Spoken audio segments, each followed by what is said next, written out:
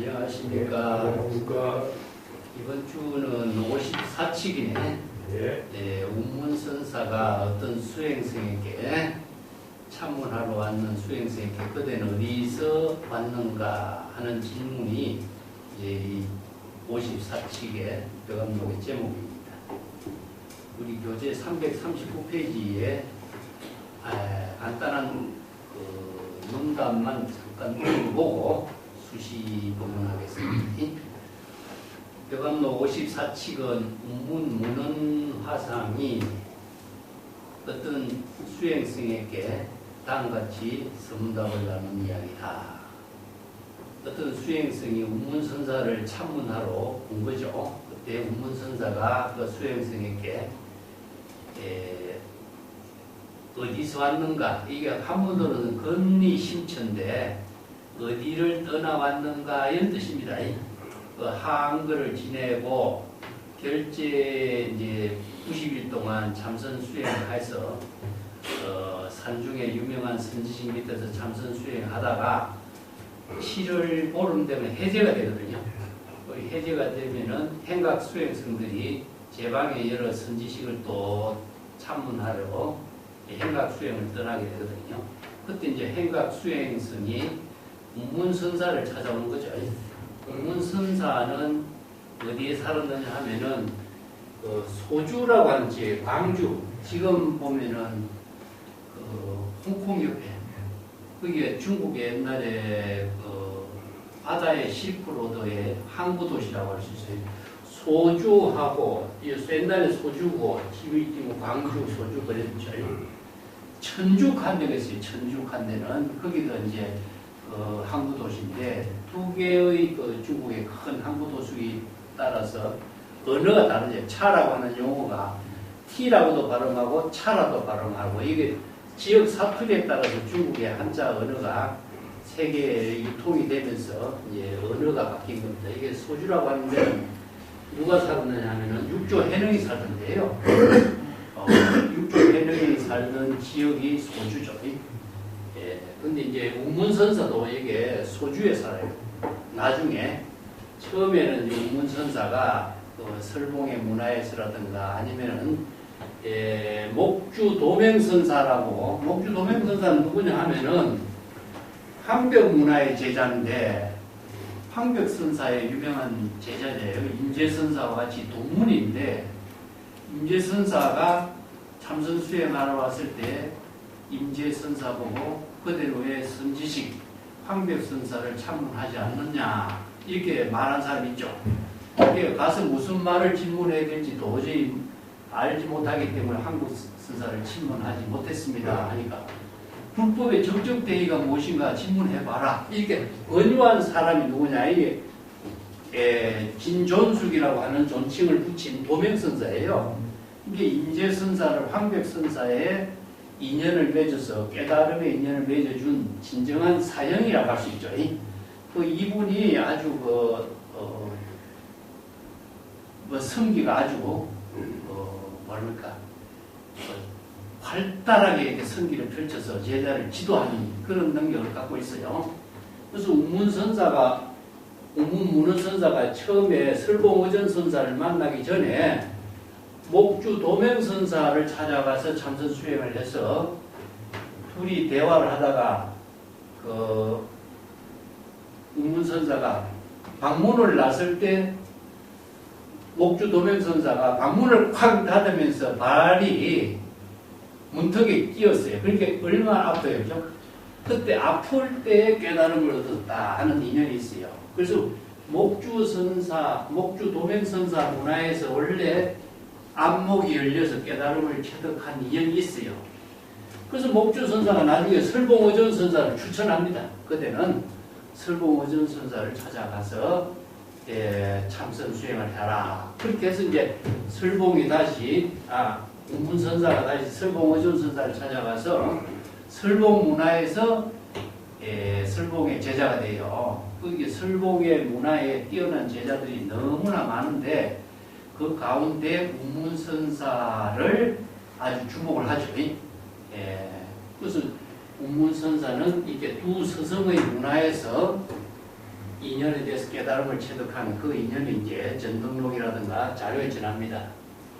예, 그리고 또 운문선사는 나중에 광주라고 하는 지역에 이제 행화를 펼치는데 그 광주 지역에 가니까 영수 여민선사가 있어요.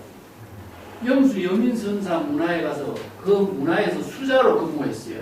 맨 처음에 조실로 젊은 수행성인 영수 여민선사라는 사람은 굉장히 신통이 뛰어난 그 지역에 그 영수 소주 지역의 왕이라고 하는 사람이 누구냐면 유원이라고 하는 사람이 그 당시에 왕이었는데 지역의 절도사 왕이잖아요.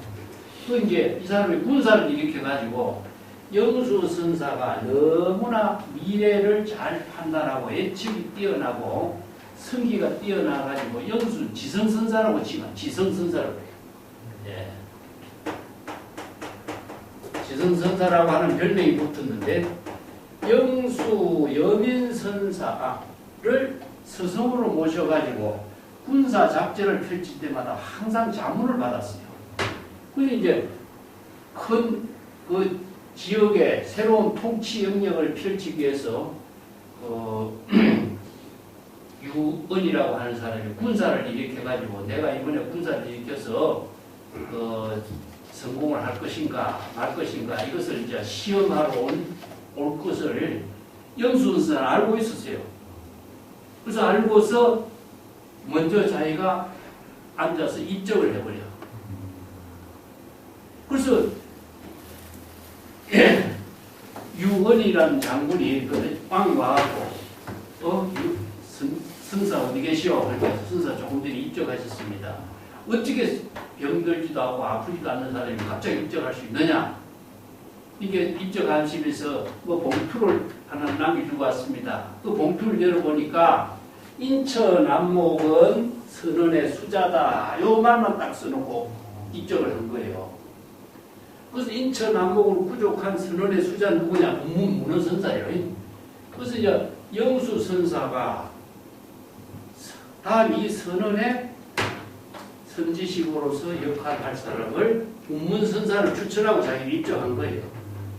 그래서 이제 여기에서 영수선사 문화에서 선지식으로서 개당설법을 했고 나중에 운문산에 가서 이제 크게 선언을 열어서 운문선사의 가풍을 이루어서 운문종이라고 하는 새로운 가풍을 열거든요. 근데 이 지역에 선지식으로 인도해 준 사람이 영수선사라. 그래서 이제 운문선사가 깨달음을 이루게 한 첫 번째 인연은 목주선사, 두 번째는 설봉선사, 세 번째는 영수선사. 이런 인연을 통해서 운문선사가 천하의 선지식으로 많은 지도를 하게 됐죠. 그래서 운문선사의 문화에서 80여 명의 훌륭한 선지식이 배출돼요. 그 가운데 이제 4명이 뭐 동삼수초선사 같은 사람, 우리가 마상건 하죠, 그죠? 마상건의 동삼수초선사. 그 다음에 우리가 백암록 제17책에 보면 향림 증원선사가 조사 서례가 무엇인가 오래 앉아서 참선 수행하니라고 했었다. 자부성으로 하겠죠. 우리가 한참 오래전에 공부해서 또 잊어먹었죠. 이 법문을 쓰란 향림미관선사, 뭐 덕산 연밀선사, 지문 사관선사 이런 뛰어난 인물들을 이제 운문선사 문화의 4명의 뛰어난 인재라 이렇게 이제 평가를 받고 있는데 그 운문선사의 문화에 뛰어난 인재들이 많이 나왔고 또 송대에는 찬영이라는 사람이 대송고성전을 편찬해요. 우리가 중국에 유명한 고성전이 양고성전 있고 당고성전 있고 도선에 당고성전 있고 송대에 찬영에 송고성전이 있어요. 그 다음에 대면고성전 4가지 고성전이 있는데 송고성전이 바로 당대 선성들의 유명한 고성들을 이렇게 정리한 고성전이 국가의 황제의 명을 받아서 편찬한 거거든요. 그런데 운문선사가 빠졌어. 근데 송고성전에 운문선사가 빠진 것을 가지고 그 인간록을 쓴 찬영이라는 분이 성중의 왕인 운문선사를 왜 고성전에 송고성전에 편입하지 않았는가 이렇게 질타를 해요. 그게 성중의 왕으로 칭하다. 이게 운문선사가 정말 대단한 인물이었거든요. 우리가 벼감록에서도 얼마나 운문선사가 많이 등장합니까? 그죠? 그런 인물인데 이 세 서성이 운문선사를 입신 출세할 수 있는 인연을 이렇게 연결해 준 인물이다. 그래서 운문선사는 독자적인 또 능력을 갖추고 있었어요. 그래서 조주와 운문선사가 사실 벼감록에 가장 많이 등장하고 있잖아요. 이건 뭐냐? 뛰어난 성기의 방편 지혜가 뛰어나서 안목이 투철하고 제자를 지도하는 능력이 뛰어나고 그 제자에 맞춰서 정광석화와 같은 방편의 지혜로서 제자를 깨달음으로 인도하는 이 수완이 뛰어났기 때문에 선지식으로서의 존경을 받게 된 거죠. 이 운문선사가 남쪽에 이제 아주 중국의 남쪽이니까 소주 지역을 보면은 그렇습니다. 그런데 여기에 수행성이 이제 등장하고 있는 어디서 왔느냐? 그대는 어디서 왔는가 질문하니까 서선사에서 왔습니다 하거든요. 그 서선사라고 하는 지역은 소주 지역이에요. 소주. 이렇게 지금 말하면은 상해 지역이에요. 상해. 예. 이 상해 지역에서 소주에서 광주에까지 오려면 엄청난 거리죠. 그죠? 그래서 운문선사는 그래서 서선사에서 온 그 수행성을 맞이해. 나중에 뒤에 보면 운문선사의 유명한 제자도 동산수초선사도 똑같은 이 질문을 하고 있습니다. 그 질문은 나중에 또 소개를 하겠습니다. 서선사에서 왔습니다 하니까 운문선사가 서선사에서는 요즘 어떤 응구가 있었는가? 이게 서선사의 조실선사지. 이게 서선사의 조실선사는 어떤 법문을 설했던가? 이걸 말해줘. 근데 그 스님은 두 손을 펼쳐 보여요. 이렇게 양손을 그대로 다 들어 보이는 거죠. 여기에서 이제 양수 이게 전수라고 해요. 전수. 손을 다 들어 보이는 거죠. 이게 시보도에서 입전수수죠. 본래 면목이 하나도 감추지 않고 여실하고 여급하게 그대로 다 드러난 사실 이런 뜻이죠. 그죠? 요걸 이제 법화경에서는 이거 수수라고도 이제 하고 우리가 시부도에서는 입전수수라고 하죠. 그죠? 이것을 법화경에서는 계시 오입이라고 하는 법문을 이렇게 합니다. 그것은 중국 성성들의 법문을 법화경에서 재물열애가 출세해서 제법 실상법을 계시해서 깨달아 체득했다 하는 것을 계시한 내용이 무엇이냐면 바로 제법 실상법 일체법의 진실상을 그대로 드러낸 거예요. 근데 중국에서는 제법 실상법을 이걸 본래 면목이라고 이체 중생들이 본래 부족하고 있는 진여불성의 지혜로 작용하는 것을 다 드러낸 것을 하나도 감춤이 없이 다 드러내는 것을 어떻게 온몸으로 다 드러내 보여주는 거죠. 그죠? 이게 요걸 이제 하나도 감추지 않고 온몸으로 다 드러내는 것을 말로서 행동으로서 같이 보여주는 거예요. 그걸 이제 법화경의 이 말을 수수, 그걸 중국에서는 전수, 나중에는 이야기하겠지만 동산 양계선사가 세 가지 방편으로 제시하고 있는 전수라고 해요. 양자패도 전수라고 합니다. 그러니까 그 수행성은 두 손을 펼쳐서 제법 실상의 법을 여실하게 제시했다. 근데 운문선사는 그러한 수행성을 한 방 그대로 때렸다. 손으로 한 방 쳤다. 근데 이것은 사람을 친 것이 아니라 일장이라고 써요. 일장. 그 일장이죠. 어머니. 타일장이라고 했죠. 타일장은 무엇이냐면은 중국 사람들이 왜 같이 말할 때 치는 거 이게 일장인 거예요. 이게 뭐냐면은 경각심을 일으켜서 잘못된 것을 지적하면서 자각하게 하는 거예요. 화를 해갖고 주장자를 한번 쳤다든가 손뼉을 한번 딱 쳤다 일장을 했다든가. 근데 이제 한국 사람들이 어록을 번역할 때 이걸 일장이라는 것은 그냥 뺨을 한 대 갈겠다 막 이렇게 얘기하지만은 손바닥으로 한 방 소리를 쳐서 자각하게 했다 이런 뜻이죠. 그 왜 자각하게 했는가? 여기서 나중에 다시 공부해 보겠습니다. 그 수행성이 나도 할 말이 있습니다. 이렇게 얘기해요. 나의 잘못을, 문제점을 이렇게 지적해서 나를 질타했지만 나도 할 말이 있습니다. 그러니까 운문선사는 역시 손을 펴보여요. 양수. 이게 그 수행성이 하는 행동이지만은 그 수행성은 서선사가 하는 행동을 그대로 흉내내서 했어요. 근데 서선선사가 누군가는 분명하지 않지만은 선문답에 조단기에 보면은 서선선사가 선문답을 할 때에 의아시 국법에 대의니까 질문을 지금 양손을 펴 보인 이야기가 나와요. 이게 이 수행성은 서선선사가 하는 그 선성의 법문을 그대로 자기가 보고 익혀서 서선선사가 어떤 법문을 쓰랬는가 했을 적에 자기도 그걸 그대로 보여준 거죠. 운문선사에게. 그렇지만 독자적인 안목이 없이 남의 흉내를 내서 하는 것을 운문선사가 간파해서 수행성의 문제점을 간파해서 손을 친 거예요. 그런 엉터리로 남의 흉내를 내서 그런 행동을 하지 말라. 이런 뜻이죠. 그죠? 이게 바로 이제 운문선사의 뛰어난 안목이 여기에서 중요한 거예요. 그래서 그러니까 수행성이 나도 할 말이 있습니까? 이게 운문선사가 두 손을 그대로 펼쳐버려요. 운문선사의 독자적인 안목을 제시한 거죠. 그죠? 그러니까 그 수행성이 할 말이 있다고 해놓고 할 말이 없어. 말을 못하는 거예요. 할 말이 있다고 한다면은 자기가 안목을 갖춘 할 말을 해야 되는데 운문선사가 두 손을 펼쳐 보이자 할 말을 하지 못하고 있는 거예요.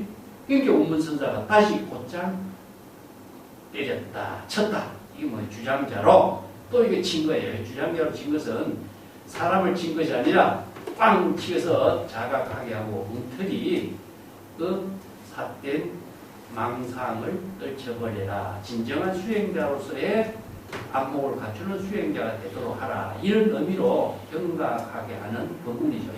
딱 이게 법문이에요.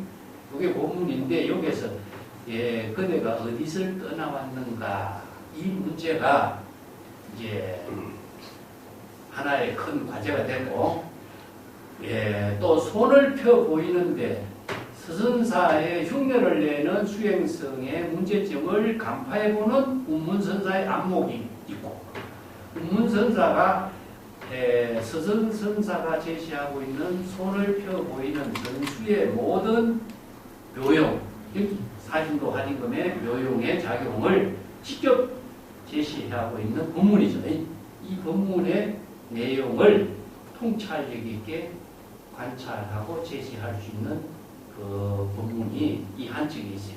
굉장히 간단해 보이지만은 운문선사의 안목이 두드리기 때문에 벼감록에 이 한 책이 제시된 겁니다. 자, 여기에서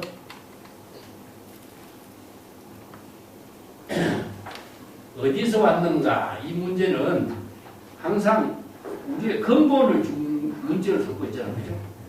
어디서 왔는가 여기 제목을 근이 심취해야죠. 그죠?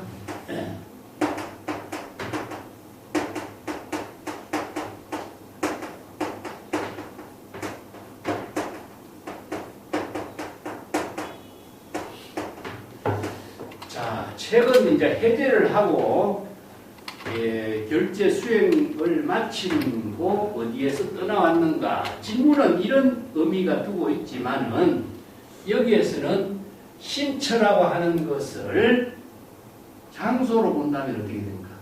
대상 경계가 되겠죠. 그죠? 자, 그러면 신처의 핵심을 질문하는 핵심의 내용을 안목이 없는 사람은 뭐라고 대답하겠어요? 서선사에서 왔습니다. 장소에서 왔습니다. 어느 절에서 왔습니다. 이렇게 대답하겠죠. 그죠? 여기에서 바로 수행성의 안목이 없는 모습이 드러난 거죠. 그러니까 안목이 없는 모습을 바로 꿰뚫어서 서선사의 선성은 어떤 법문을 설했는가 이렇게 질문이 나왔죠. 그죠? 여기에서 신처라고 하는 장소는 이것은 공간이래요. 자, 시간과 공간을 대상으로 두고 있는 것은 뭡니까? 중생은 자의식으로 시간과 공간의 대상 경계에 집착하고 전도몽상 착각을 일으키고 있는 거죠. 이 때문에 이 신체는 두 가지 문제, 본래 면목하고 두 가지의 문제를 제기합니다. 그래서 두 가지 본래 면목으로 대답해도 이것은 본래 면목이라고 하는 것이 신체가 우리가 방편의 언어로 제시했지만 본래 면목이라는 것을 하나의 대상으로 두고 있어도 이거 문제가 되겠죠. 그죠? 그렇다면은 열애는 어떻습니까? 열애. 우리가 재물열애 했을 적에 우리가 왜 열애라는 이름을 붙였죠? 응? 무소종매? 어디에서 오는 곳이 없고 영무소고 가는 대상이 없죠, 그죠?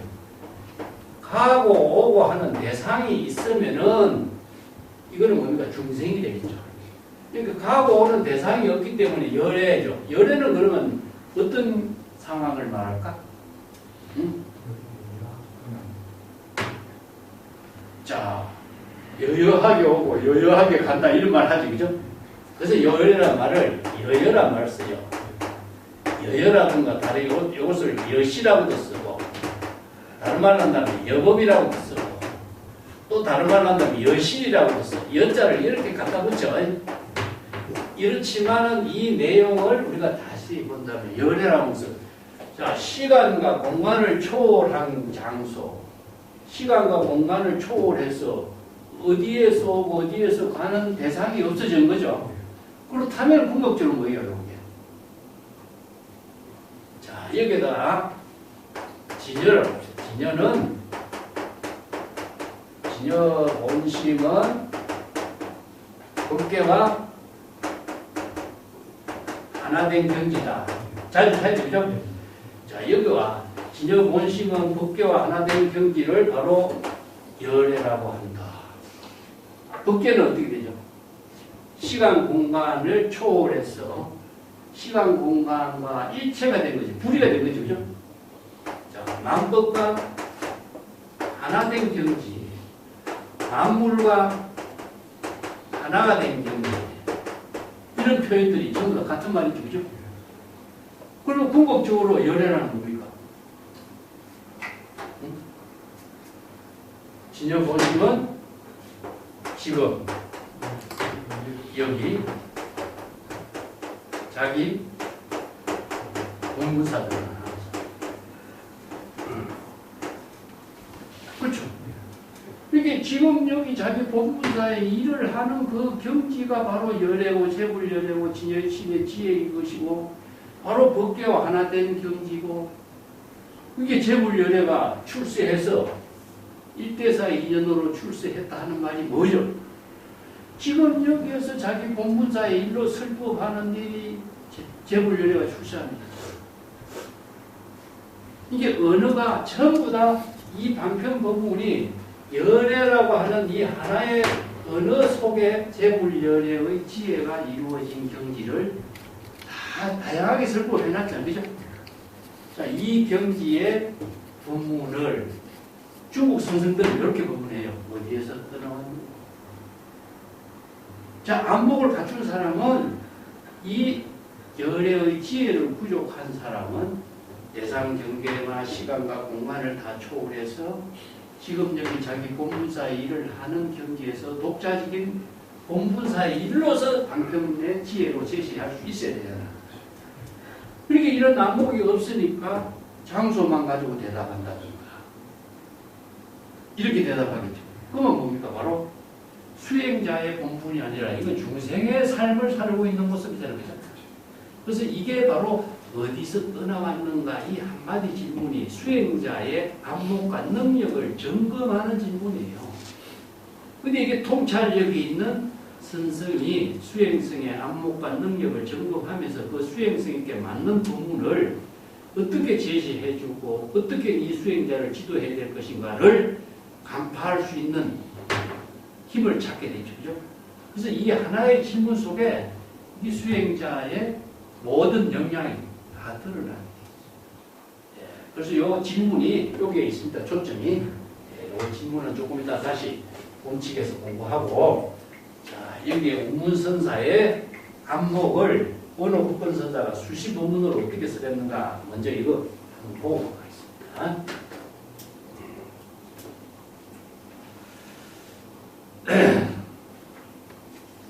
수시 본문은 칠판에 내가 적어놨죠. 투출 생사라. 이게 생사를 완전히 초월한 경지, 이걸 투출이라고 써요. 이 생사를 초월한다 하는 것은 우리가 구도라고 하는 본분이 뭐죠? 구도와 구보. 염리생사하고,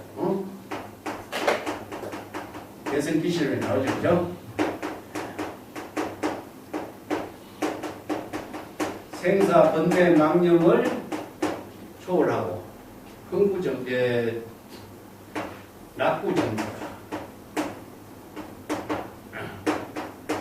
낙구열반이라고 그러죠? 이게 바로 구도의 근본이죠. 생사, 번뇌, 망념을 초월하고 열반의 범락을 이루도록 하는 것이다. 그걸 다른 말로 한다면 뭐죠? 이고 등락이지, 그제? 이고 등락. 이렇게 표현해요. 그래서 이고 등락의 본질적인 내용이 무엇이냐면 생사윤회의 고통, 즉 중생심으로 생사윤회의 고통을 멀리 여의고 열반의 본락, 본래 열반이니까 진여 본성의 지혜를 부족한 것이 열반이니까 열반이 대상이 있는 것이 아니라 우리가 본래 열반이라고 그래. 진여 본성이 부족한 열반이기 때문에 진여 본성은 니르바나라고 하는 말은요, 내가 자주 이야기했지만 불이 꺼진 상태라. 불이 꺼진 상태. 우리가 등산할 때 바나 가져가잖아요. 불이 꺼진 상태는 뭐냐? 탐지치 3도 오용락의 불길이 꺼진 상태라. 이게 중생심의 생사, 번뇌, 망념의 모든 욕망이 전부 다 소멸된 상태니까 말하면 열반은 무엇이야? 평안.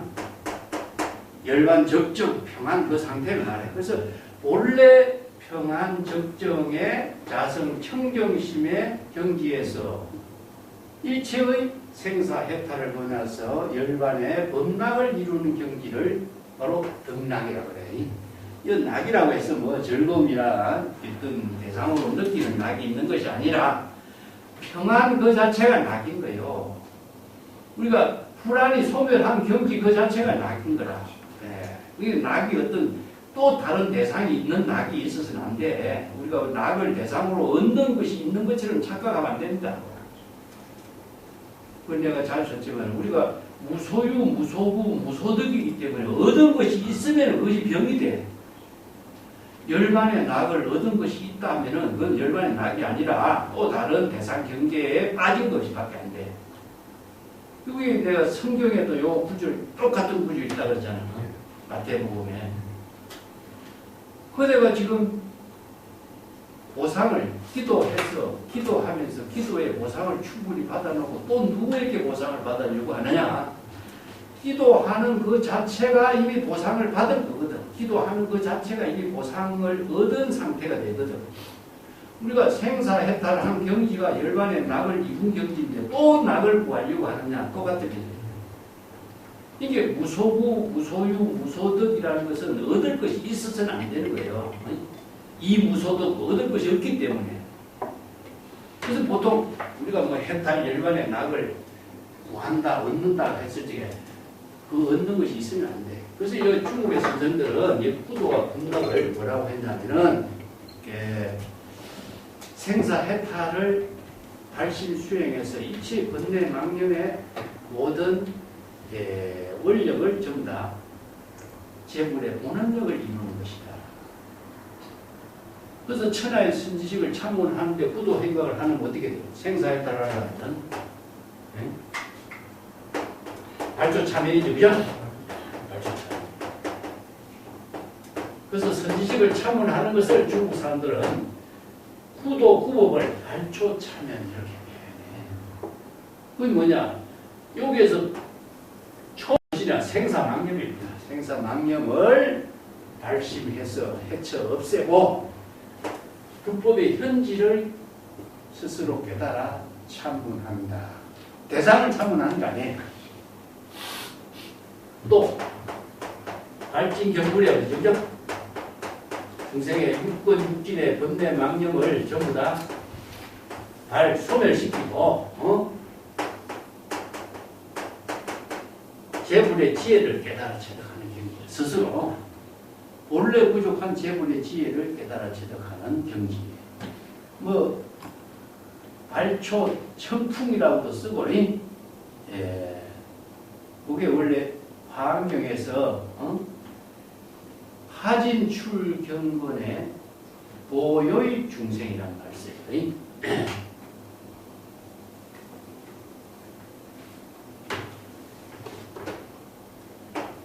화엄경에 보면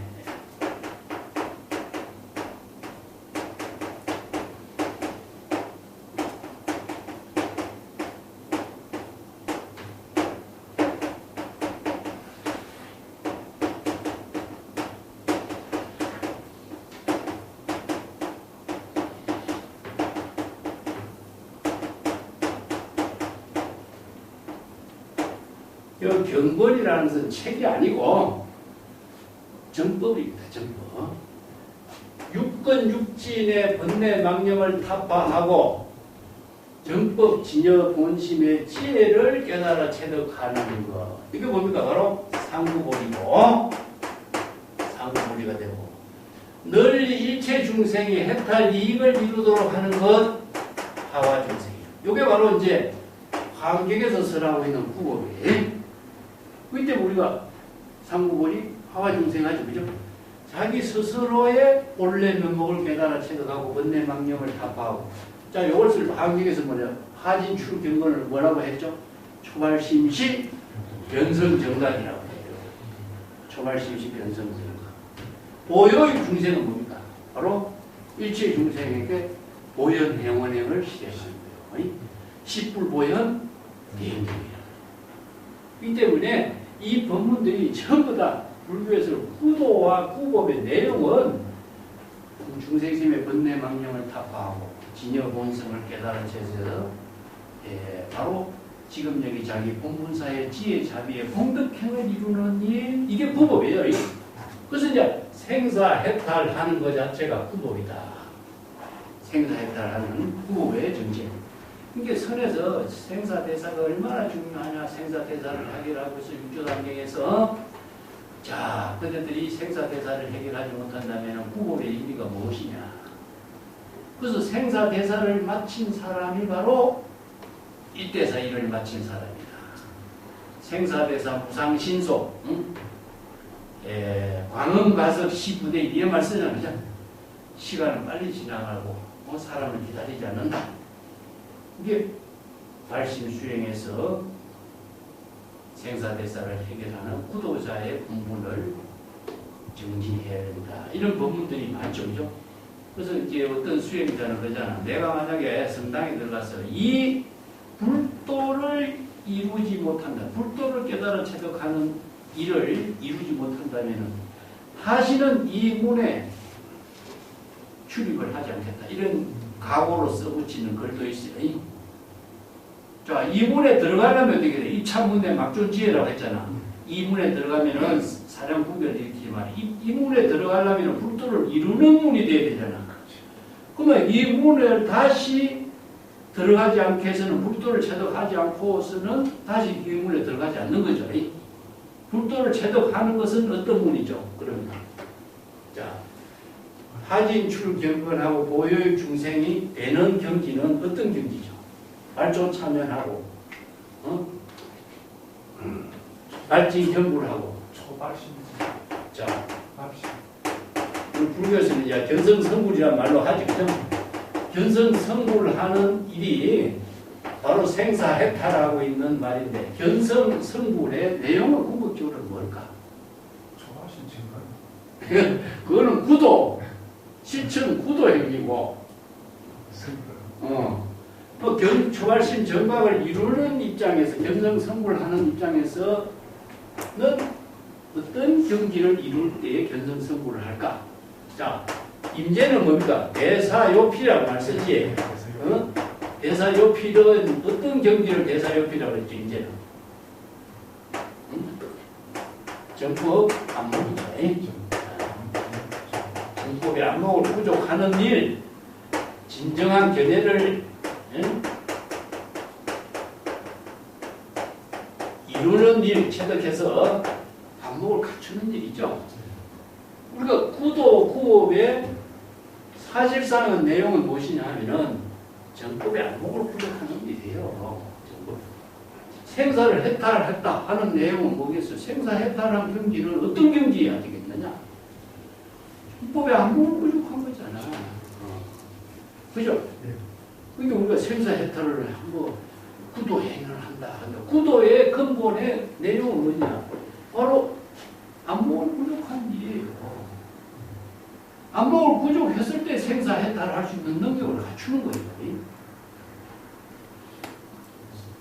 자, 우리가 구도행을 한다 할 적에 말은 거창하게 하는데 구도행의 내용, 수행, 방법은 무엇이고 구도행을 이루고 구도를 이룬 경지에 생사해탈한 입장은 어떤 경지냐? 저게 뭐라고 해요? 그렇죠? 생사해탈을 완전히 벗어날 수 있는 능력을 갖춘 거예요. 그러니까 언제 어디서라도 망념이 일어나면은 망념을 불지견으로 관찰해서 자각하고 망념에서 초월할 수 있는 능력이 바로 생사해탈할 수 있는 능력 아니에요. 이게 벗어났다 하는 말은 과거가 아니라 벗어날 수 있는 능력을 갖춘 거예요. 그런 사람이 어떤 거냐? 발전기관이라. 이 기관이라는 것은 우리가 일심의 지혜가 작용하는 것을 기관이라고 그러잖아. 차에 엔진을 넣어서 차가 움직이는 것이 기관이죠. 그죠? 차에 기름만 넣었다고 차가 움직이지 않잖아. 차가 기름을 태워가지고 작동을 해야 차가 움직이는 것처럼 일심의 지혜가 정법의 안목으로 일심의 지혜가 작용하도록 만드는 것이 발전인 거예요. 그러니까 우리가 진여 일심이 본래 면목이 정법의 안목을 구조해서 지혜로 작용할 수 있도록 발전, 작동하도록 해야 됩니다. 작동하도록. 언제? 시절 인연에 따라서. 이게 생사해탈에서 정법의 안목을 부족한 사람은 언제 어디서라도 일심의 지혜가 여여하고 여급하게 작용할 수 있는 능력을 발휘할 수가 있어야 돼요. 어떻게 해야 되겠죠? 일체유심조, 일체종심전이라. 네. 그래서 화엄경에서 우리가 모든 수행 체계를 유심의 사상으로 이야기하고 있죠. 그죠? 어떻게? 일체종심전이다. 일체법은 뭐죠? 바로 시절인연에 우리가 살고 있는 사바세계 모든 세계가 다 일체법에 우리가 함께 살고 있잖아요. 그죠? 근데 일체법을 대상에 두고 있으면 우리가 중생이 되고 일체법을 내가 마음으로 지혜로 작용할 수 있는 능력을 발휘할 수 있으면 일체법이 자기가 삶을 이루게 하는 지혜의 도구가 되죠. 그래서 일체법은 중생심을 볼 적에는 대상 경계가 됐지만 안목을 갖춘 사람이 일체법을 볼 적에는 지혜로 삶을 이룰 수 있는 모든 방편 지혜가 되는 거예요. 무슨 말인지 알겠어요? 우리가 왜 그러냐? 언어를 사용해서 살고 있잖아. 이게 언어를 출세한 지혜로 쓸 수 있는 사람은 일체법에 걸림없이 일체의 모든 법을 방편의 지혜로 쓸 수 있고 안목이 없는 사람은 모든 언어나 문자나 대상 경계에 속박되어서 살고 있기 때문에 일체법이 모두 다 생사에 윤회하는 법이 되어버린 거예요. 이 때문에 이걸 바꾸는 거예요. 일체법을 진여일심으로 전환할 수 있는 능력이 무엇이냐. 이걸 선성은 이렇게 표현해요. 발전 기관. 기관이 지혜로 작용이 되도록 끊임없이 작동이 되도록 지혜로 작용이 될 수 있도록 바꿀 수 있는 힘이 있어야 돼요. 그 때문에 이걸 다른 말로 일체 유심이라고 해요. 그래서 화엄경에서 일체의 모든 법은 오직 마음으로 창조할 수 있는 힘을 가져야 돼. 근데 중생은 이 힘이 없잖아. 그죠? 이 힘이 무엇이냐? 바로 불치견이다. 그래서 생사해탈한 능력이 불치견이고 정법의 안목이기 때문에 이체법을 대상 경계로 보지 않고 지혜로 활용할 수 있는 능력을 갖춘 사람이 되어야 된다. 이 말과 똑같죠? 그죠? 예. 그래서 이제 생사해탈을 하는 사람은 생사해탈하는 경지에 정법의 안목을 갖출 때 생사해탈을 이루는 능력이에요. 그래서 참선 수행자가 자기가 안목을 갖추지 못하면 한평생 수행해도 일체법에 속박돼서 중생심으로서 생사해탈을 할 수가 없어. 근데 공문선사 같은 선지심은 어떤 사람이냐? 생사해탈에서 정법의 안목을 갖추기 때문에 일심의 지혜를 언제 어디서라도 여법하고 여실하게 지혜로 작용할 수 있는 힘을 발휘하는 사람. 이렇게 되죠. 예. 그 지혜를 어떻게 발휘하고 있냐? 등한히 이건 무심하게, 무심무사의 경지에서 이런 말이죠. 예. 무심무사하게. 어떤 중생은 어떻습니까? 조작하고 자기성이죠. 선성들은 등한하게, 이건 무심하고 무사하게, 이게 대상 경계의 모든 사물에 속박되지 않고 이런 뜻이죠. 무심무사를 여기서 등한이라고 해요. 또 이제 경전에서는 가공, 법공이라고 해요. 자, 이것을 등한이라는 말로 표현해요. 등한, 무심하게 시절인에 따라서 절철참정이요. 이렇게 쇠를 끊어버리고 못을 차단해버린다. 그 쇠라든가 못이라는 것은 뭡니까? 이게 견고하고 깊이 박혀 있어가지고 끊기 어려운 번뇌망령과 집착, 이게 중생심으로 대상 경계에 속박되어 가지고 깊이 고정관념, 착각, 못처럼 깊이 박혀서 삼독에 망념이 깊이 박혀서 빼기 어려운데 무심한 경지에서 깊이 박힌 쇠라든가 못을 차단해버리는 능력을 갖고 있다. 이게 뭡니까? 바로 번뇌 망념을 자각해서 번뇌 망념을 끊어버리는 지혜를 쓸 수 있다. 어떻게? 무심무사하게 본분사의 묘용으로서 중생의 병을 차단하는 것. 이걸 우리가 항복기심이라고 하고 조옥기심이라고 하고 또 중생의 병을 제거한다. 이런 말도 쓰기도 하죠. 그죠? 자, 이 때문에 살인도 활임금이라고 표현하고. 근데 여기서 조작이 안 들어간다는 것이죠. 이 등한이라는 말은 조작, 의지가 들어가지 않고 무심의 경지에서 시제지년에 자기 본분사에 일로서 중생의 모든 병을 차단하고 잘못된 것을 끊어버릴 수 있는 이런 능력을 펼친다.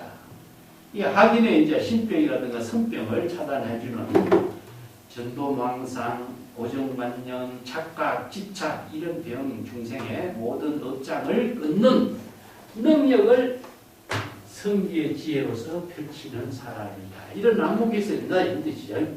또한 그는 여기 이제 운문선사 이야기합니다. 수처 작주죠. 그죠?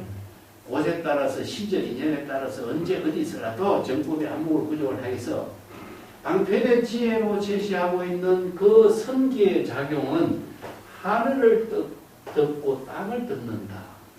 자, 이게 하늘을 덮고 땅을 덮는다라고 하는 것은 뭡니까? 바로 천지를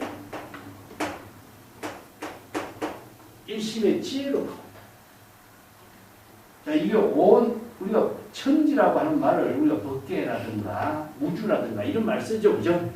이건 시간 공간에 있어서 언제 어디서라도 여여하게 일심의 지혜로 자기 본분사의 공덕행을 실행하기 때문에 바로 진여의 법계를 이룬다. 진여법계의 지혜로운 삶을 이룬다. 이런 것이 자기 하나의 삶이 대상을 두고 있는 것이 아니라 만법과 하나된 경계에서 이루어지고 있다 이 뜻이에요. 우리가 대상 경계를 두지 않으면은 만법과 하나가 되잖아요. 천지동은 만물 일체가 되는 거잖아요. 그러니까 진여는 법계와 하나된 경지에서 자기 본분사의 지혜로운 삶을 사는 것이 바로 열애다. 그랬죠, 그죠? 그러니까 열애의 경지에서 시조진연에 따라서 가고 오고 하는 것에 대상 경계가 없고 일체처가 온 법계 만물과 함께하는 자기 본분사의 삶을 살고 있는 경지다. 이게 여기 전부 다가 운문선사가 이런 안목을 갖춘 능력을 이제 이렇게 표현하고 있어요. 시제진에 따라서 언제 어디서라도 우주 법계 천지와 하나된 경지에서 지혜로운 삶을 실행하고 있는 것이다. 이게 본문 종사의 본래 면목이다. 이런 표현입니다. 차도하라 시 신마인 행위처요. 자, 수행계에서 말해봐라. 이러한 사람은 어떠한 사람이 행위처, 자기 본분사의 지혜로운 삶을 지금 여기서 살고 있는 사람이라고 할 수 있다. 행위처란 많이 나오죠.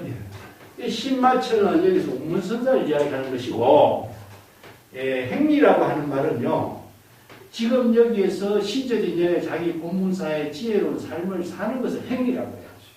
근데 거기에 처가 붙었어. 처가 뭐죠, 여기서?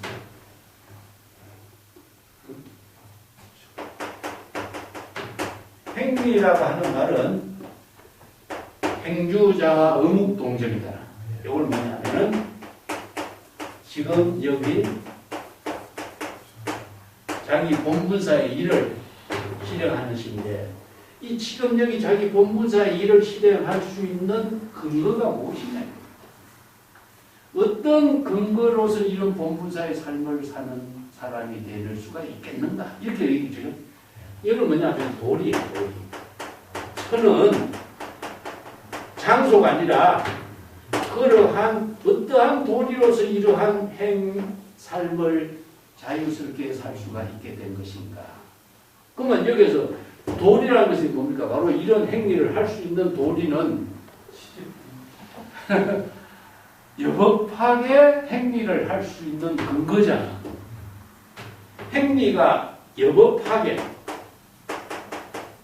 여여하게 가고 하는 대상이 없이 여실하게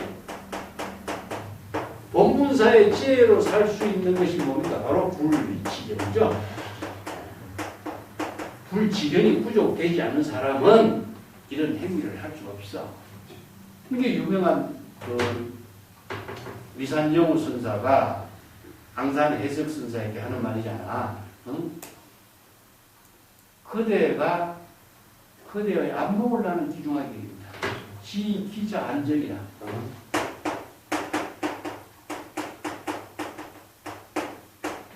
안목이 바른 것을 나는 기중하게 여긴다. 요 말씀. 그대가 행위에 대해서는 내가 말할 필요 없다. 안목이 바른 사람은 이런 행위를 자유자재하게 할 수 있잖아. 안목이 바르지 못한 사람은 생사해탈을 할 수 없고 기관을 지혜로 작용할 수도 없고 집착과 대상 경계에 속박되는 못을 끊을 수도 없고 지금 여기 자기 본분사의 지혜로운 공덕행을 하나하나 법계와 하나된 경지에서 열의 지혜를 실행할 수도 없어. 그렇기 때문에 안목을 갖춘 사람, 정법의 안목을 부족한 그대가 이런 행위를 자유자재하게 펼칠 수 있는 것이다.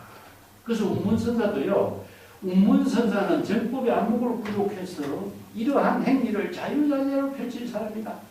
그래서 운문선사의 정법의 안목에는 힘이 있었다. 이렇게 표현해요. 힘이, 어떤 힘이 있냐.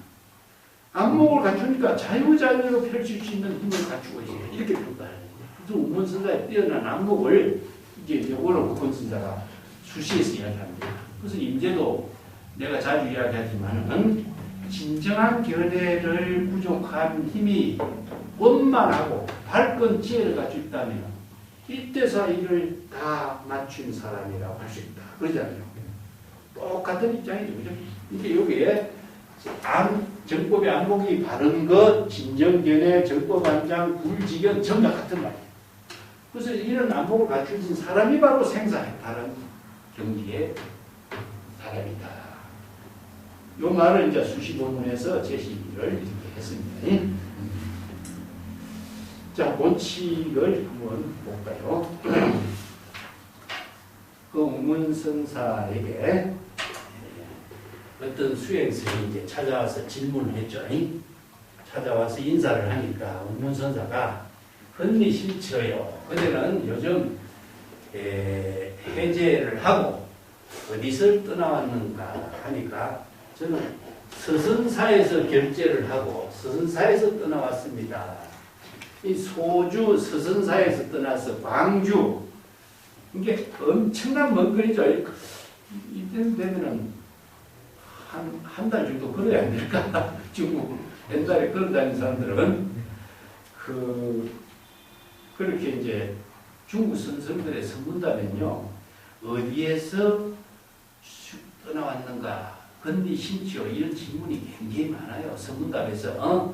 수행성이 오면 맨 처음에 하는 인사만이 그거잖아요. 이게 행각 수행성들이 끊임없이 선지식을 찾아다니고 해제될 되면은 선지식을 참문하고 선지식 밑에서 또 결제 또 수행을 하고 이런 행각 수행을 평생 했으니까 그런 참선 수행자들에게 던진 질문이죠. 그래서 여기서 내가 두 가지 딜레마가 있다는 거죠. 하나는 장소, 하나는 본래 면목.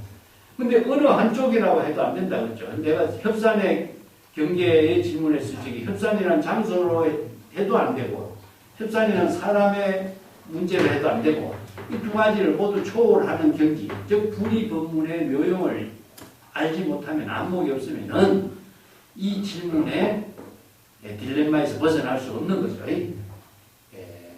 근데 이제 여간도 우리 앞에서 보고 어떤 목주선사에게 질문하죠. 그대 어디에서 떠나왔는가? 그러니까 그 수행성이 목주선사에게 과거를 꽉 치죠. 내가 그대의 할에 내가 당했다 이런 말을 했죠. 이게 처음 오는 사람에게 무조건 질문하는 말이 이 말이에요. 이게 오대산 문수선사가 무착선사에게 그대는 어디서 떠나왔는가 하니까 저 남방에서 왔습니다. 이렇게 질문하죠. 이 전부 다 보니까 장소죠. 또 인제를 넣으면은 그대 어디서 왔는가 하니까 황벽의 처소에서 왔습니다. 아니면은 용광의 처소에서 왔습니다. 이런 표현들도 아주 많아요. 자, 운문선사의 제자 가운데 동산수초선사가 있습니다.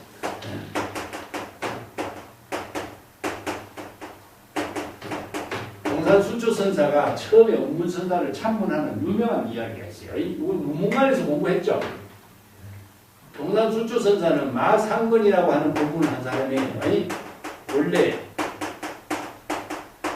그래서 동산 운문선사의 제자 가운데서도 향림징원, 동산수초, 뭐 이렇게 덕산연밀 이렇게 사철 가운데 들어가는 뛰어난 선성이에요. 근데 이 선성이 이제 동산수초가 맨 처음에 운문선사를 참문했을 때의 선문답은요, 질문이 무엇이냐? 건리 신체입니다. 운문선사가 동산에게 그대 가까운데 요즘 어디서 떠나왔는가 하니까 사도에서 떠나왔습니다. 이렇게 되는 거예요. 사도라고 하는 지명에서 떠나왔습니다. 이렇게 돼요. 그러면은 그 사도에서 언제 떠났느냐 하니까 8월 25일 날 떠났습니다. 이렇게. 그러면 사도 사찰에서 8월 25일 날 떠났는데 해제는 언제죠? 7월 15일 날 해제잖아요. 그죠? 그러면 8월 25일까지 그렇다면 한 달 열흘이라는 한 달 열흘이라고 하는 시간을 지나갔죠. 그죠? 물론 거리도 있지만 한 달 열흘이라는 시간이 지나서 운문선사를 참문하러 온 거죠. 그러니까 운문선사가 뭐라고 하냐면은 삼돈방을 넓게 때린다. 삼돈방. 삼돈방이라고 하는 것은 60방망이, 20방망이가 1돈방이라고 했을 때 60방망이기 때문에 형벌에서 최고의 형벌이에요. 너는 수행자로서 최고의 형벌을 맞아야 할 놈이다. 이렇게 해요. 이게 동산수초가 이 말을 듣고 밤새 혼자서 잠을 못 자고 자기 자신이 왜 삼돈방을 맞아야 될 것인가 이걸 참고한 거예요.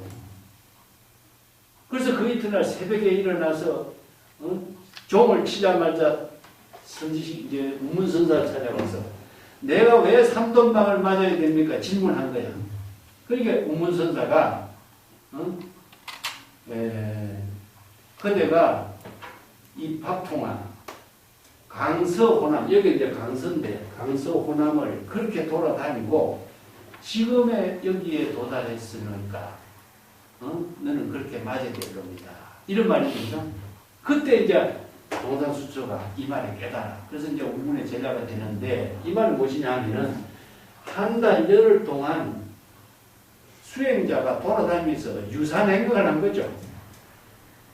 구법 행각을 한 것이 아니라 돌아다니면서 떠돌이 생활을 한 거죠. 놀이한 거죠.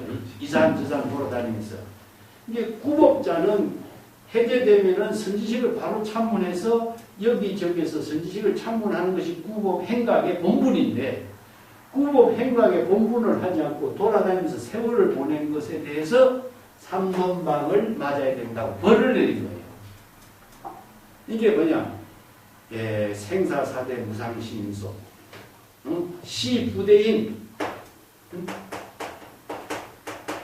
시간은 사람을 기다리지 않는다. 강가성이야. 이 법문을 지금 해준 거예요. 시간은 사람을 기다리지 않고 광음, 빛은 시간은 너무나 아껴 써야 될 수인데 그때는 수행자가 이런 시간을 헛되이 낭비해서 부도자의 본분을 상실했으니까 삼돈방을 맞아야 된다. 이렇게 해서 이제 깨달음을 체득한 인연이 있어요. 여기도 똑같은 본문이에요. 그대 어디를 떠나왔는가. 그래서 우문선자의 본문에 어록에도 이런 그대가 어디서 떠나왔는가 이런 문답이 자주 등장해요. 그 가운데서 본칙에서 이 한 칙을 지금 제시하고 있는 겁니다.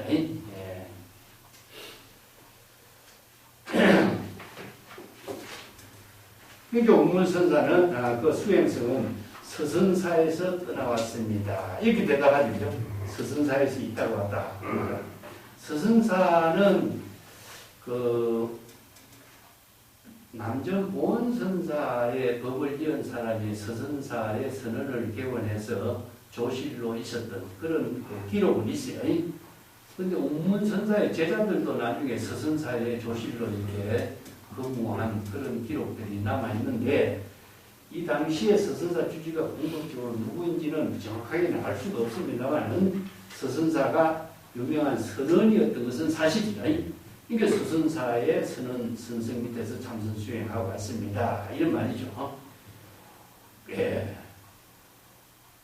서선사에는 어떤 법문을 설했던가 유아응구 어떤 법문을 서선사에서 최근 떠나왔는데 서선사 주지는 요즘 어떤 설법을 하고 있느냐 이런 말이죠. 그죠? 이게 응구라고 하는 것은 주지가 상당 설법한 방편 법문이죠. 이게 모든 법문은 방편 법문을 통해서 설했기 때문에 일부의 법문이 일전어라고 하는 거죠. 그래서 일부의 법문이 바로 초백업 생사해탈을 이루게 하는 법문이다. 그래서 정도가 유명한 부분이 그래서 나와요. 응구라고 하는 말은 임시방편의 언어로서 설법을 하지 않고서는 불법을 깨달아 체득할 수 없어요. 그죠?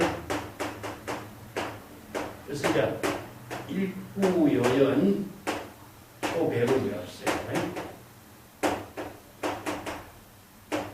선생들의 한마디 법문이 백천만억의 생사윤회의 모든 고통을 다 초월하게 됩니다. 그래서 백억이라는 것은 항상 우리가 사바세계에 사는 사람이 항상 생사윤회하는 고통을 백천만억 이거 뭐 셀 수 없이 많은 생사윤회를 말해요. 그래서 이제 일부의 법문에 생사해탈을 할 수 있는 법문을 쓰라는 것이기 때문에 선생들의 법문은 아주 생사해탈하게 하는 법문이다. 이런 법문이에요. 그래서 입구에, 예, 입구에 분명하게 깨달으면은 초불조다. 불조를 초월하는 경지를 깨달아 체득해서 전국에.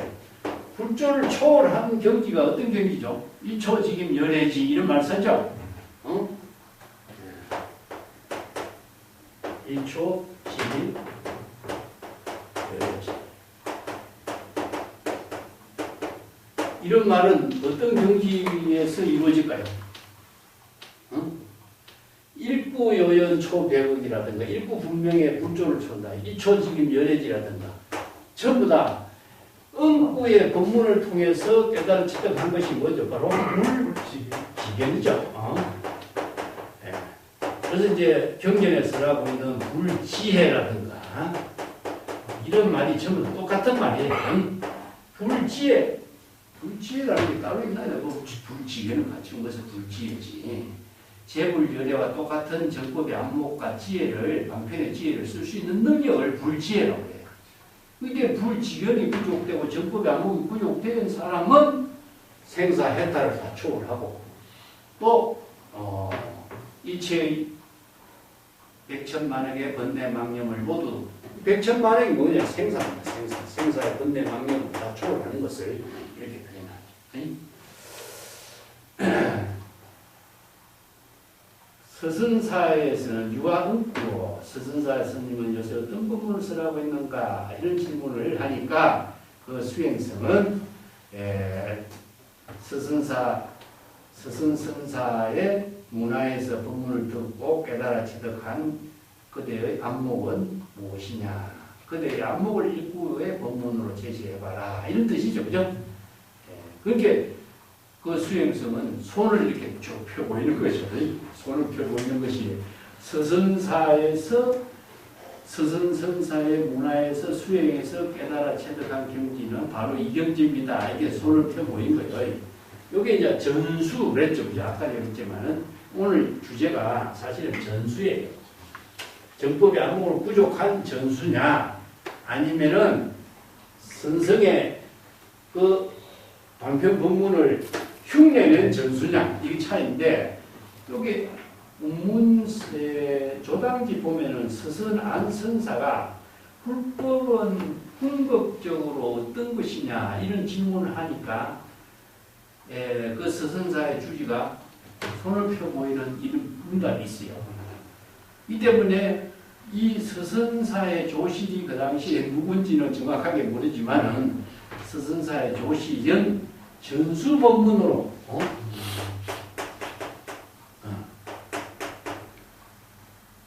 본래는 뭘 제시한 법문을 했다. 그래서 수행성도 서선사의 엄구의 법문이 무엇이냐, 이 전수다.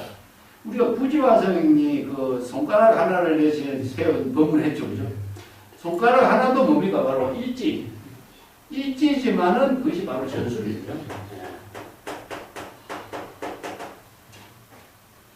주먹을 내서 보는 뭡니까?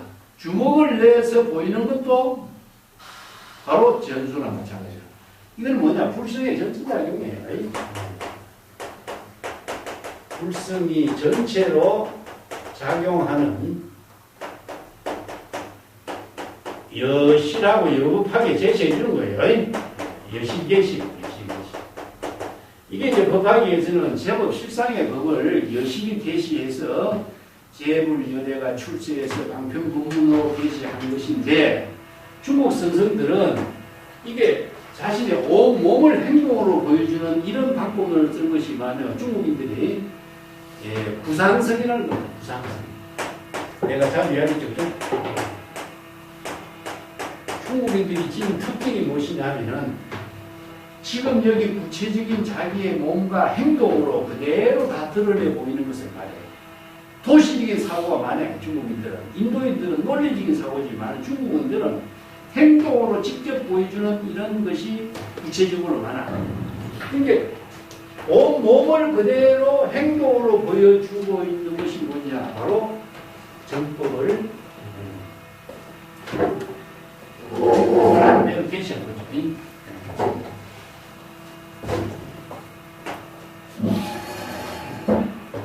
우리 이제 독하기 위해서 이것을 제법 실상법이거든요.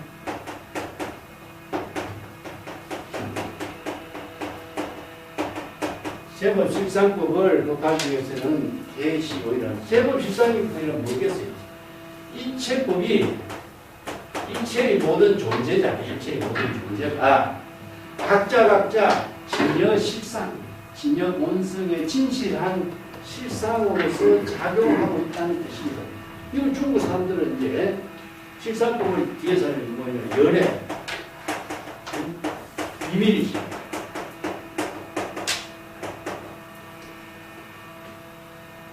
그 이걸 바로 열애장이라고 하고 불성이라고도 이렇게 표현하는 거니. 이게 중국에서는 이제 열반경에 이어가지고 불성이라는 말로 통일해서 많이 쓰죠. 이게 불성이 전체로 작용합니다.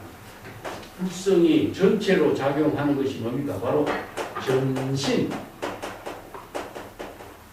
온몸으로.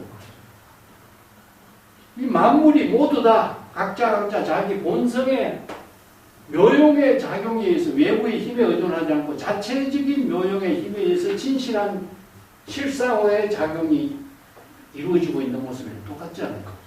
이걸 이제 손을 펴고 있다든가 손가락을 제시한다든가 주먹을 제시한다든가 행동으로 제시하고 있는 것이 중국 선생들은 구상성이라고 해요.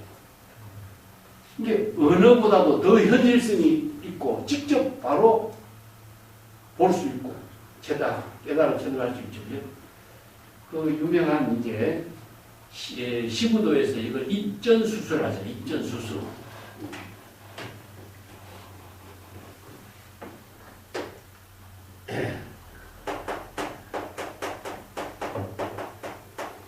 입전이라는 것은 이제 제자거리에 들어가는 거고, 이 수수라고 하는 것은 무엇이냐 하면은 중생들에게 자비의 손을 들이우다 이런 표현인데, 바로 제법 실상의 법을 온 몸으로 그대로 다 제시한다 이런 표현이거든요. 이게 서선선사가 어떤 설법을 하느냐 하니까 이 수행성은 서선선사가 양손을 다 펼쳐 보이는 이런 행동의 법문을 배워 가지고 자신도 그렇게 숨김없이 손을 펼쳐 보였다. 그 우문어록에도 보면은 양손을 다 펼쳐 보이고 일체의 모든 차별 대상 경계를 다 제시했다. 이런 부분이 있어요. 동산장계선사도 이 세 가지 부분을 합니다. 조도. 새가 날아가는 거죠. 그죠? 혈로. 그 다음에 전수. 그래서 이 동산 삼로 세 가지 부분을 제시하고 있는데, 조도라고 하는 것은 새가 자취를 남기지 않죠. 그죠? 이 공의 표현이에요. 이게 원래 경전에서도 새가 허공에 날려서 자취를 남기지 않는 것처럼 하는 것이 이제 본문이 나오는데, 이걸 토대로 해서 공의 부분이라, 이게 자취나 흔적이 없는 거, 몰종적, 이걸 조도라고 해요. 단소식이라고 해요. 일체의 모든 소식이 끊겨진 거예요. 이게 무슨 소식이냐 하면 어떻게 돼요? 소식이 있으면 어떻게 되겠어요? 소식이 있으면 대상 경계가 있죠. 소식이 끊어져야 되는 거예요. 무지 영무덕, 이무소득고가 되는 것이 단소식이라. 그렇게 소식이 끊어진 경계이기 때문에 지금 여기 지혜로 작용하는데 일체의 모든 것이 자체는 한 적이 없어져 버린 것을 이걸 조도로 해요. 두 번째는 무엇이냐면은 혈로라고 하는 것은, 혈로라는 것은 무엇이냐면 불법의 현지를 말합니다. 불법의 현지. 불법의 현지는 무엇이죠? 반야바라밀입니다. 바자의 지혜를 이루고 일체의 양변을 초월하는 차별 분별상을 모두 초월해서 진여 실상을, 진여의 지혜를 부족하는 경지. 이게 이 혈로라는 것은 도와 마찬가지입니다. 이 불법의 대도나 이것을 대도를 혈로라고 표현한 거예요. 불법의 대도를 실행하려면 반야바라밀을 실행하는 거니까 반야의 지혜로서 일체의 자치 흔적도 남기지 않는 지혜를 펼치는 거. 전수라는 것은 이게 이제 자비를 펼치는 거예요. 수수나 전수는 중생들에게 하와 중생, 이타행을 하는 거죠. 그 무일물 중에 무진장의 지혜를 중생들에게 펼치는 그 하와 중생의 묘용, 이것은 이제 동산양계에서는 세계를 펼치는데, 시부도에서는 입전수수와 마찬가지로 정법의 안목을 부족해서 제법 실상의 지혜를 중생들과 함께 나누는 것, 이런 뜻이죠. 그걸 이제 화강동진이라든가 이런 말을 쓰는데, 중생과 똑같이 탄이 돼서 중생과 같이 진흙탕물을 뒤집어 쓰고 중생과 똑같은 경지에서 보살도를 실천하는 것을 불교에서 동사씁니다.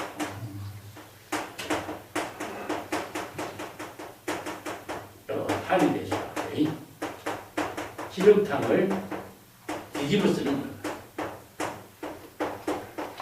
뭐 노자에서는 여기서 화강동진이라고 했어요. 자신의 모든 빛을 감추고, 이런 뜻입니다. 이건 이제 해적자이라고 그 원어 국건선사는 이야기하는데, 자신의 빛을 감추지 않고서는 다른 사람이 거리감을 느껴요. 이게 일부러 자신이 이제 중생과 똑같은 의복, 복장을 하면서 중생과 같이 함께 살면서 지혜를 나누는, 이것이 바로 보살행위라는 거죠. 이게 운문성사는 서선사에서 배운 행동을 그대로 흉내내서 보여주고 있는 수행성의 모습을 보고 바로 손바닥을 한번 쳐서 자각하게 하는 거죠. 한 방망이 치고 한 일화를 해서 과학을 친 거.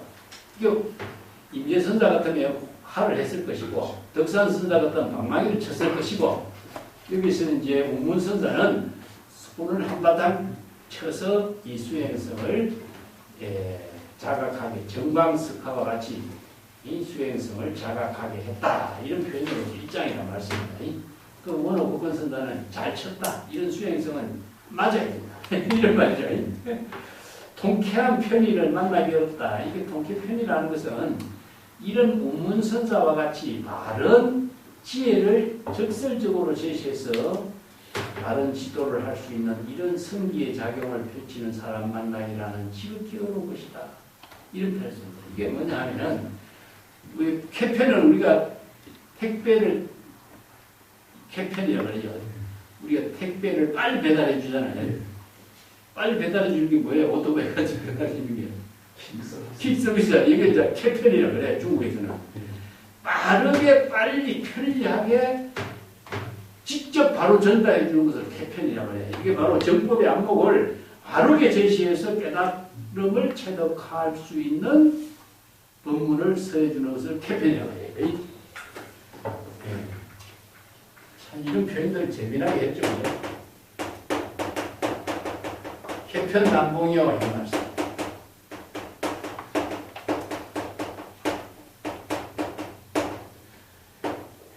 캐편 만나기 어렵다.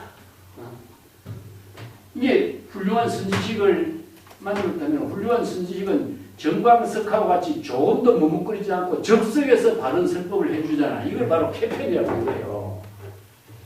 바르게 적석에서 정법을 제시한 인연을 설해주는 선지식 만나기 어렵다. 이 캐편남목이라고 이렇게 써요. 그러니까 운문선사가 삿된 수행성에 흉내내는 모습을 보고 일장을 날리는 운문선사의 성기작용을 이 수행성이 제대로 잘 배워야 될 텐데, 이런 표현이죠. 이게 그 수행성이 뭐가 화제로다. 나도 할 말이 있습니다. 운문선사의 이제 이런 공격에 살짝 대화를 피해가는 모습이죠. 근데 할 말이 있으면 할 말을 해야 되는데, 할 말이 있다고 말을 했잖아요. 그죠?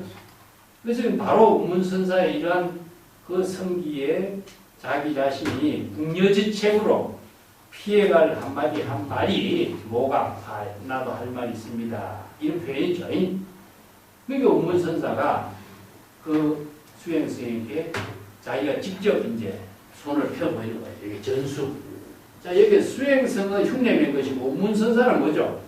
자신의 본분을 불석의 전체 작용을 온 전신으로 제시해서 여실하게 깨달아 체득할 수 있는 법을 하나도 숨김없이 제시해주고 있죠. 그죠? 이 왜 숨김이 없다는 것이냐면은, 지금 여기 자기가 손을 펴는 그 자체가 바로 지금 여기 자기 본분사의 묘형이거든. 이게 언어도 어렵잖아.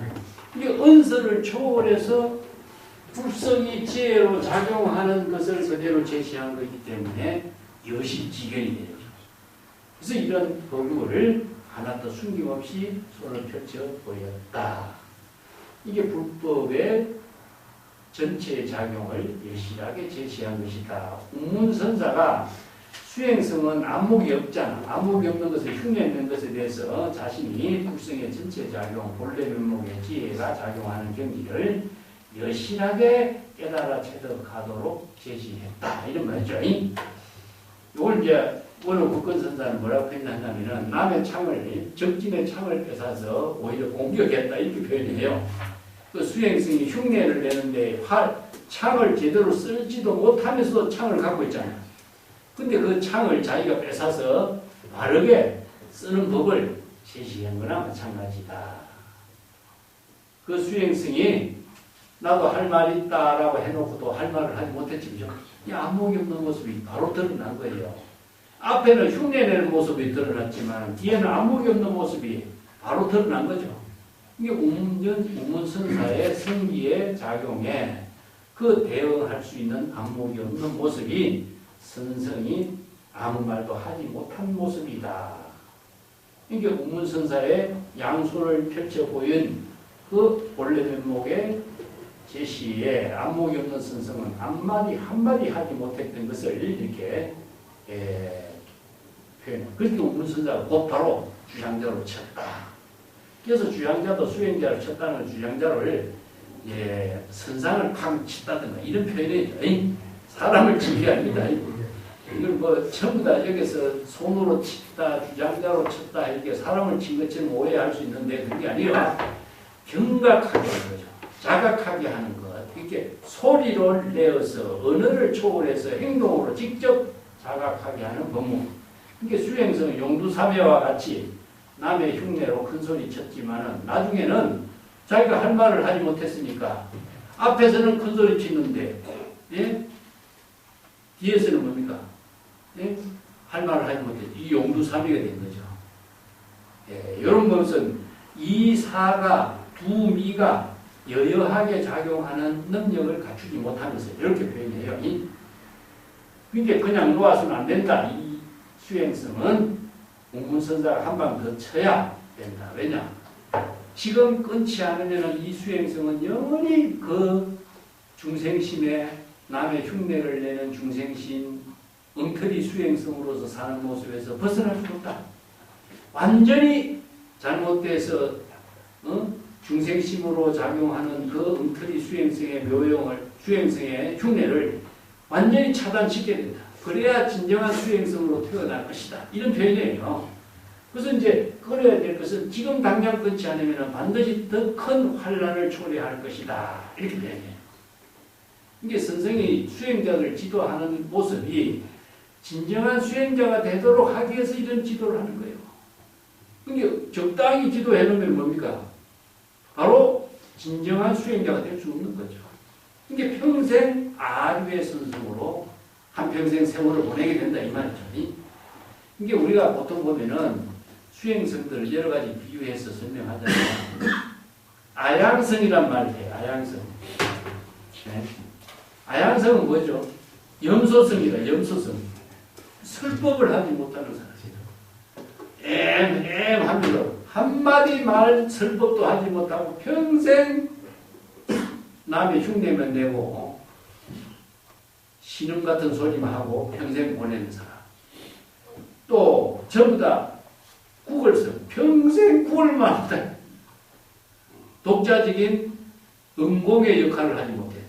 응공이 뭔가? 응공 정변지는 재불열의 지혜를 가지고 설법을 해야만 응공이 되는데 설법을 못하고 평생 남의 밥만 얻어먹고 사는 사람. 이게 바로 이제 국을성.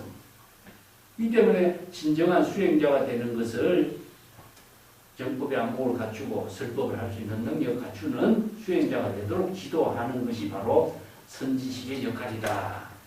본분 종사가 될 수 있도록 선지식은 제자들을 지도하는 것이다. 그래서 아까 동산수초 이야기했죠. 그죠? 동산수초 선사를 그렇게 엄하게 지도해서 훌륭한 선지식으로 키운 사람이 누구냐? 운문선사다.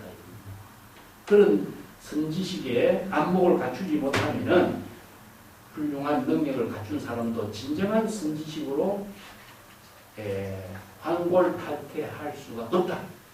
그래서 이제 운문선사를 뛰어난 선지식으로 역할을 하는 사람으로 평가받는 겁니다.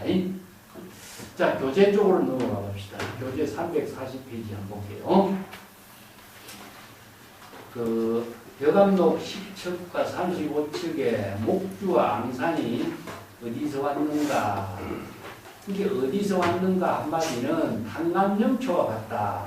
물고기가 물고기를 이렇게 숨도록 해서 고기를 잡는다든가 아니면은 장대를 나머지 담장 안으로 던져 넣어서 개가 이 집에는 사람이 있는가 없는가, 개가 있는가 없는가 도둑질을 하는 사람이 집안에 상황을 파악하기 위해서 장대를 내밀어 넣는 것을 이렇게 탄감염초라고 표현해요.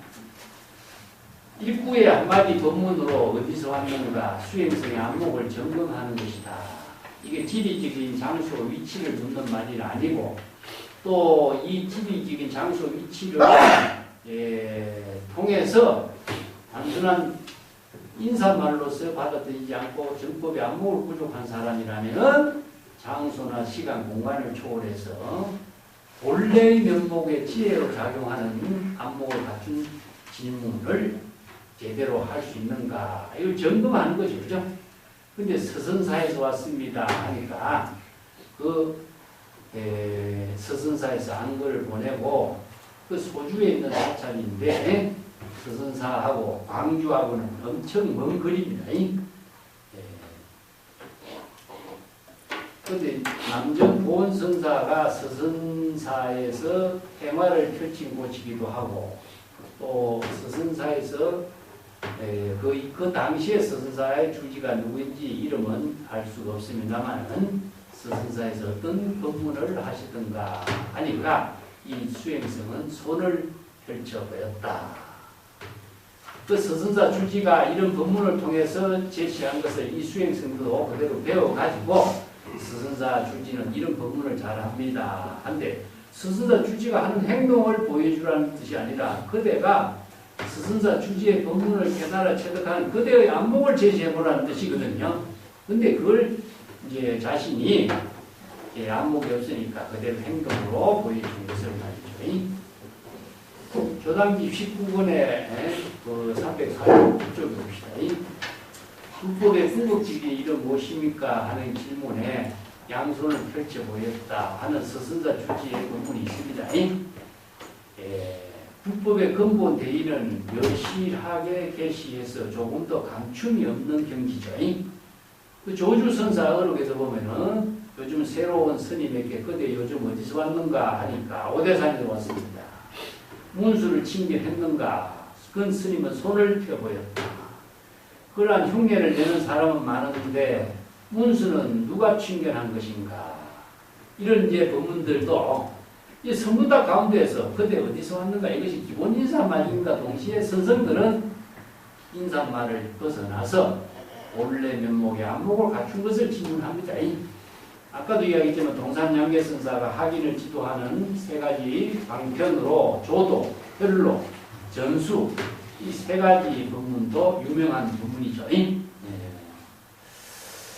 자, 342쪽에 봅시다.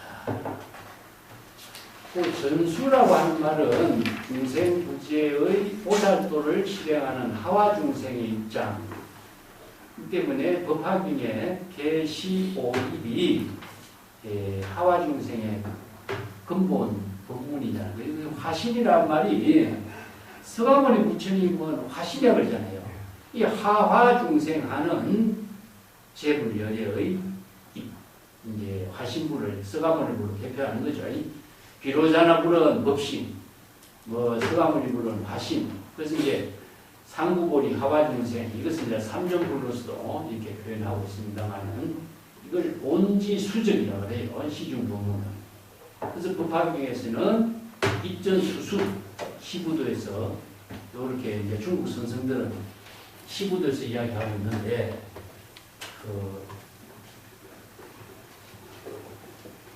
이걸 법화기에서는 우리가 화신불로 이렇게 천백억 화신불이죠, 그죠? 법화기에서는 자 시부도 요거는 어떻습니까? 바로 호대화살이죠, 그죠?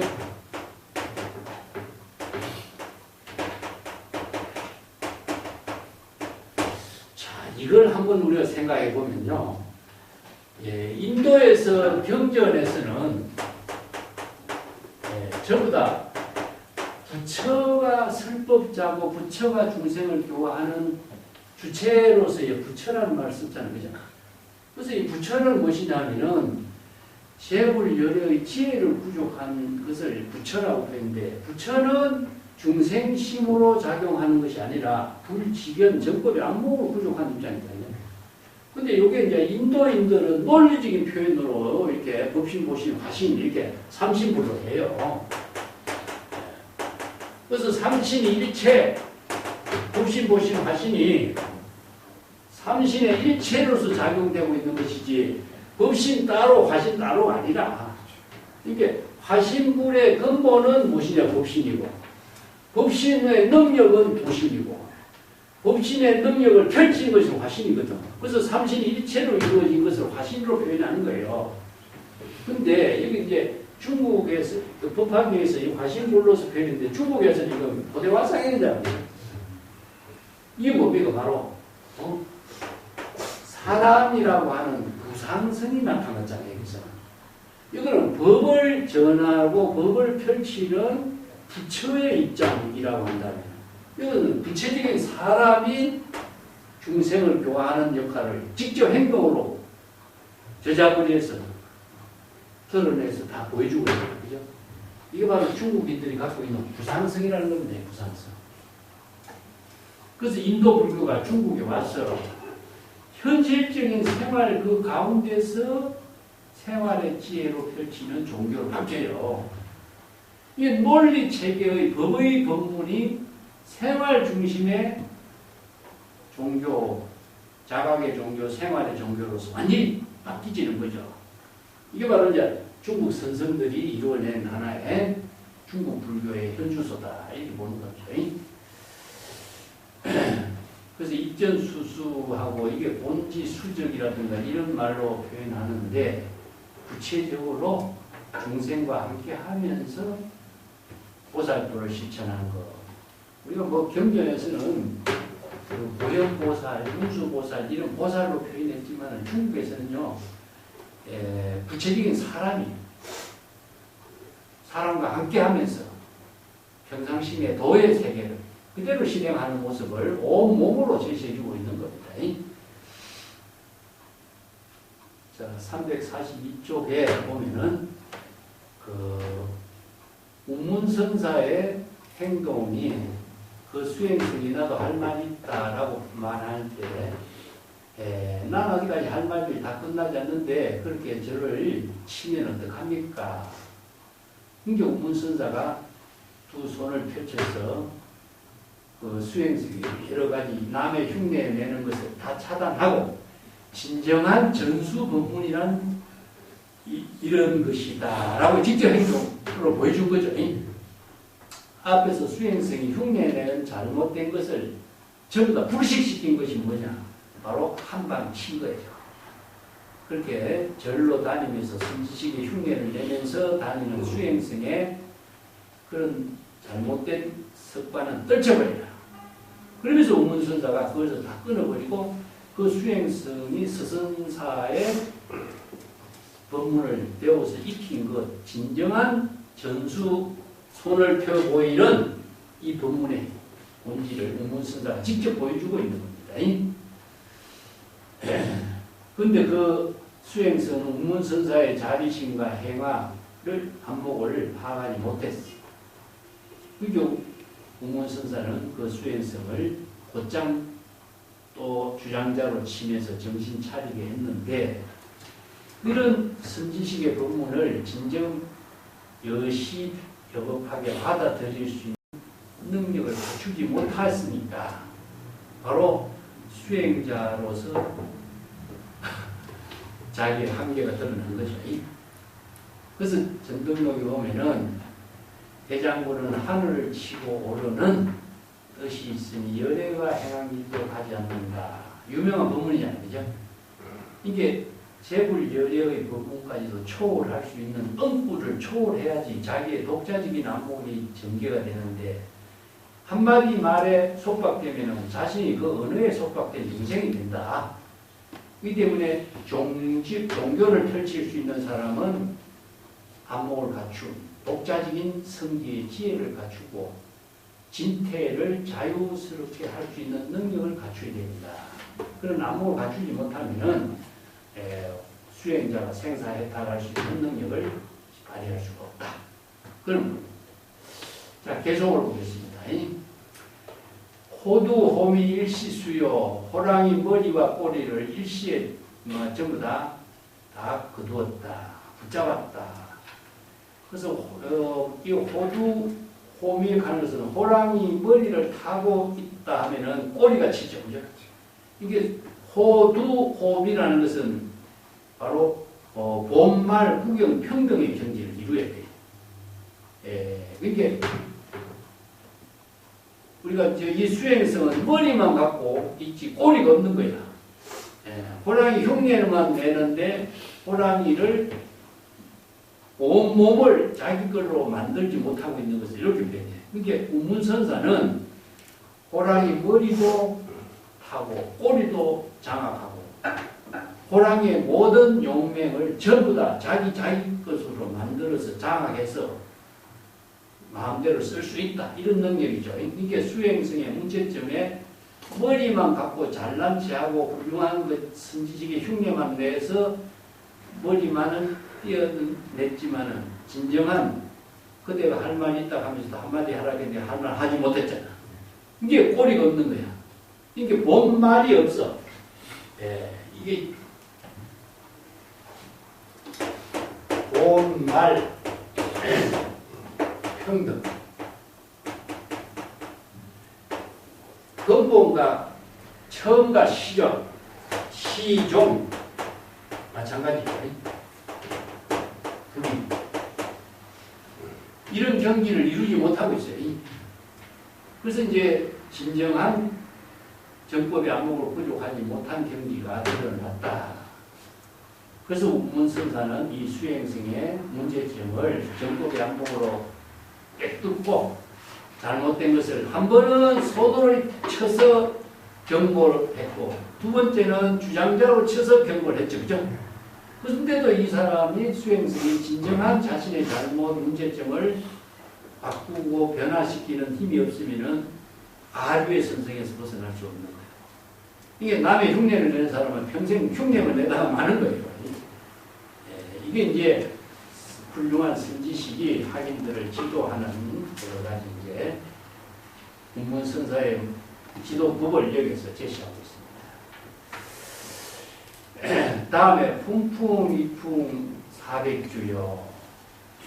요건 이제 늠름한 이풍이 그 국문선사의 성기의 위덕과 품격이 성풍이 너무나 늠름하고 뛰어나고 400주 같으면 중국 온 천하에 중국의 온 나라를 400주로 나누어서 이야기한 거예요.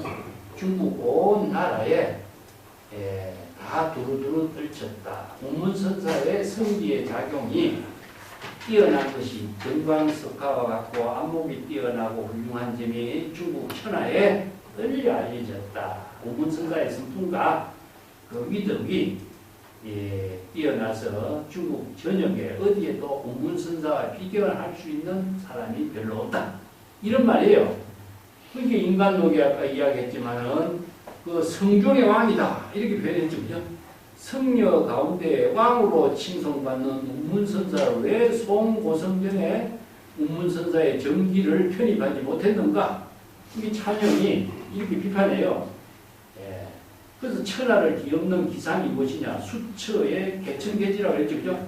언제 어디서나 곳에 따라서 천지를 뒤엎을 이 세를 성기의 작용을 펼친 사람이 운문선사다. 세 번째는요, 강문부지 하태흠. 자, 도리어 물어본다. 천하의 순지식 있게 물어보노니 알 수 없으나 하태흠이요. 그렇게 높이 준엄할 수가 있는가? 높이 뛰어날 수가 있는가? 어찌 그렇게 높이 뛰어날 수가 있는가? 이런 말이죠. 이게 무엇이냐면은 설두선사가 이제 운문선사의 아주 성기 지혜작용이 너무나 독자적으로 훌륭하고 뛰어나서 남이 추종할 수 없고 바라볼 수 없는 경지다. 어떻게 그렇게 훌륭하게 준엄하게 뛰어난 경지를 이룰 수가 있는가? 고봉정상의 독자적인 경지를 이룬 것을 이렇게 이제 설두선사가 평가한 거예요. 자유자재한 성기작용이 어찌 그리 훌륭하게 뛰어날 수가 있는가. 고봉정상 백척간두 만상지중의 동로신으로서 단서독보라 그러죠. 남이 추종할 수 없는 경지, 독보적인 경지를 어떻게 이룬 선성으로 역할을, 그렇게 뛰어난 역할을 할 수 있는가. 그 다음에 사운 방가일착하노라. 이 사는 누구냐? 설두선사입니다. 설두선사가 스스로 한마디 법문을 해. 방과일착이요. 이런 말 쓰죠. 그래서 이 말은 개성은 앞에 세 구절로 끝내고 설두선사가 이 한마디 구절 방과일착이라고 하는 말은 바둑용어입니다. 바둑용어. 한수 봐준다 이런 뜻입니다. 한수 봐. 한수 양보한다 이런 뜻입니다. 바둑을 뜨는데 바둑을 뜨면은 이렇게 도망을 가지 못하고 이렇게 집을 지어가지고 이렇게 다 잡아먹잖아요. 도망을 가지 못하는데 도망갈 길을 하나 열어주겠다는 뜻입니다. 이거 방가했잖아요. 그대가 이 수행성이 꼼짝달싹 못하고 있잖아요. 지금. 그렇지만 이렇게 놔두면 이 수행성이 여기서 죽고 말잖아. 이게 살 길은 열어주겠다. 진정한 수행자가 되려면은 다시 한번 발심해서 진정한 안목을 갖춘 수행자가 되도록 하려면 살 길을 열어줘야 되잖아요. 그래서 이제 완전히 죽이지 않고 한수 양보해서 진정한 수행자가 되도록 길을 터주는 것을 방과의 차이다. 재미난 말 했죠. 이 수행생이 말을 못했잖아. 말을 못하고 있는데 운문선사가 마지막에 이제 쳤으니까. 그래도 이대로 죽으면 안 됐냐. 진정한 수행자가 되려면은 수행자가 될 수 있는 길을 열어주어서 활로를 제시해야 됩니다. 그 운문선사의 법문에 맞추어서 설두 중현선사가 마지막 한마디 법문을 해준 거예요. 하나의 살 길을 열어줄 테니까 다시 한번 잘 참고해서 훌륭한 선지식으로 안목을 갖추는 수행자가 되도록 참고해보라. 이런 의미로 이 수행성에 대한 안목을 열어주는 것인가 동시에 천하의 수행성들에게도 이런 엉터리 수행자로서 삶을 사는 사람이 거기에서 새로운 활로를 열어서 진정한 수행자가 되도록 이런 의미로 이 법문을 해줍니다. 바둑 한 수로 가지고 자, 오늘 여기까지 합시다.